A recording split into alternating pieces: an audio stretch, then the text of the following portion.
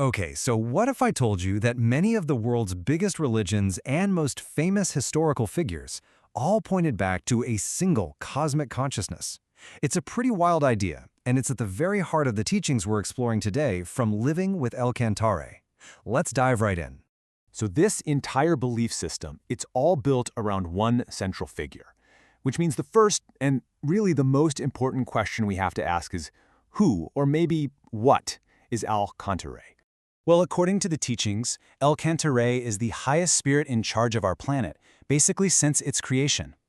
This being is presented as the ultimate authority for everyone here, embodying the united consciousness of Buddha and God. You can think of this as the absolute cornerstone idea that everything else is built on. To really get a handle on El Cantare's role, we need to zoom way out. We have to start at the very beginning, not just of humanity, but of the entire universe itself. We're talking cosmic scale here. The timeline we're dealing with here is, well, it's just mind-boggling. The teachings say it all kicked off 100 billion years ago when a being called the primordial Buddha decided to create our universe. You fast forward a bit, and 10 billion years ago our solar system comes into being. But for our story, the really critical date is 400 million years ago. That's the moment humanity is said to have first shown up on Earth.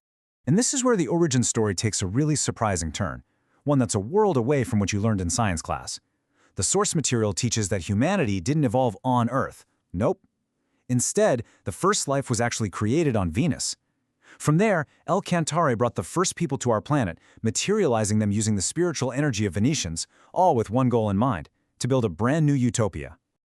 Okay, so if humanity was created all that time ago, how exactly has El Cantare been guiding it ever since? The answer, according to the teachings, lies in something they call descents, these specific moments in history when his consciousness is actually manifested on Earth to lead humankind. And this brings us to a central claim, the idea that so many historical and religious figures that we know from all over the world aren't separate beings at all. Instead, they're actually different manifestations of this one single spirit. So the names might be different, right? You have Elohim in Judaism, Allah in Islam, Tiandi in China, but the teachings say the spirit underneath is always the same, El Cantare. It's a concept that really tries to unify the world's major faiths by tracing them all back to a single source. The source material actually lays this whole timeline out. It charts the major descents of El Cantare's core consciousness, starting way back, 330 million years ago, with a being named Alpha. And it moves through history, through key figures like Hermes and Gautama Siddhartha, all the way up to the present day with Master Ryuho Okawa. Let's just zoom in on two of the earliest ones to get a feel for this. So Alpha is said to have appeared when different human species who came from various planets were all fighting with each other. His mission? To get them to see themselves as one people, Earthlings. Then, much later, you have Elohim, 150 million years ago.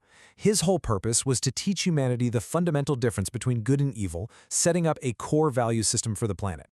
Okay, so that's the deep history. But all of this brings the story right up to the present. The teachings say that El Cantare has descended once again, this time to guide humanity in our modern space age. This quote comes from a really pivotal moment back in 1991 from something called the Declaration of El Cantare.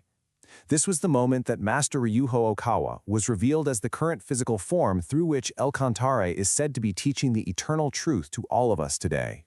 And the scale of this modern mission is just vast. To give you some perspective, the source material notes that Master Okawa has delivered over 3,500 lectures all around the world. And they cover everything: religion, politics, economics, culture, all with the goal of reaching every single person. So, what's at the core of these modern teachings? Well, it's all boiled down into what's called the Fourfold Path, which are presented as 4 principles for achieving happiness. First up, you've got love, which is the principle of giving. Second is wisdom, learning the truth. Third is self-reflection, basically purifying your mind. And finally, progress, which is all about the effort to build a better world, or utopia. And that word, utopia, is absolutely key here. The ultimate goal of these teachings isn't just about finding your own personal happiness. It's about transforming the entire planet. To make this happen, followers are taught to have devotion to the 3 treasures. So in this context, the Buddha is Lord El Cantare. The Dharma isn't just any teaching, it's his teachings. And the Sangha is the community of believers who work to spread that message. These three pillars, they're the foundation of the faith. So the ultimate mission, the end game here, is incredibly ambitious: to achieve world peace by uniting every single person under this one single truth. The belief is that if all of humanity could just recognize this shared spiritual origin, our whole world could be transformed into one of love, beauty, and harmony. And we'll leave you with this final thought from the source material. It basically frames belief as the actual blueprint for the future. It leaves us with a pretty powerful question, doesn't it? What kind of world could be built if everyone on Earth shared a single, unified faith?